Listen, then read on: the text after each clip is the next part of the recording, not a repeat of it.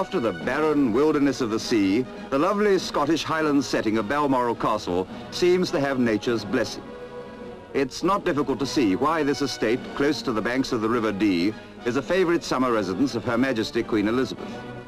Understandable too that here in the grounds of her home, she honours the 1st Battalion Queen's Own Cameron Highlanders in a historic ceremony, the presentation of colours.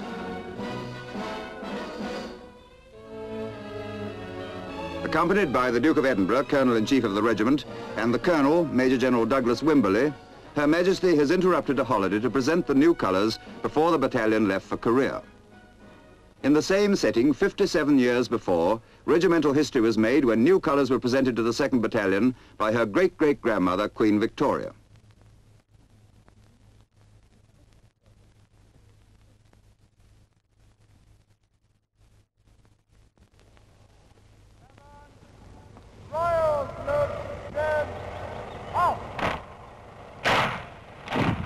The vivid tartans of the 400 men on parade, accentuated by a blazing sun, add a note of pageantry to a heartwarming occasion in Scottish history.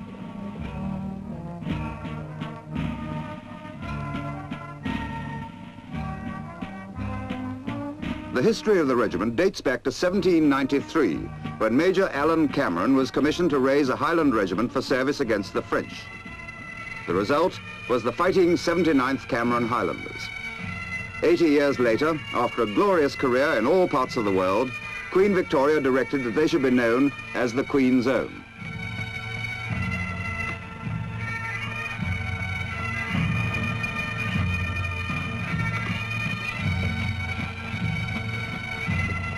When the old colours, presented by General Sir Havelock Hudson in Calcutta in 1923, have been trooped for the last time, the new colours are dedicated.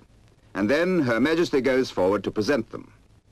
They are accepted on behalf of the battalion by Lieutenant Barber, son of the former GOC&C Scottish Command, General Sir Colin Barber.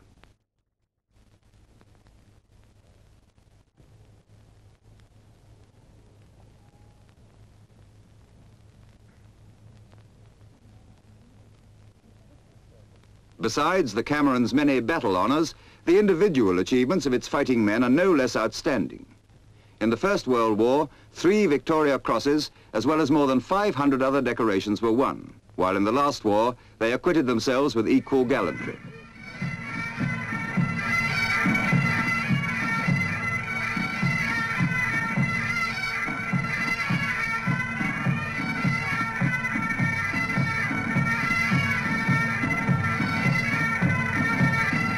There were no lawns like this when Queen Victoria became enchanted with Balmoral in 1848. But within 4 years, the Prince Consort had bought the estate, although the fairy tale-like castle that stands today was not finished until a century ago. And each succeeding monarch has enjoyed the serenity of its setting amid the mountains and the pine woods, so typical of the Highlands.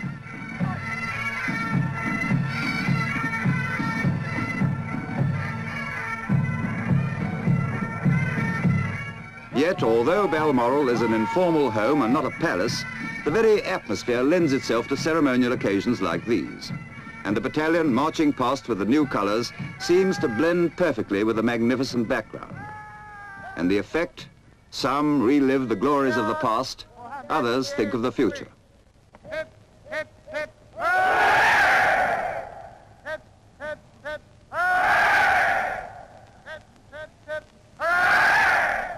And so the ceremony ends. The new colours are marched away, but the old ones will hang with others equally distinguished inside the walls of the castle, a symbol of Scottish military tradition.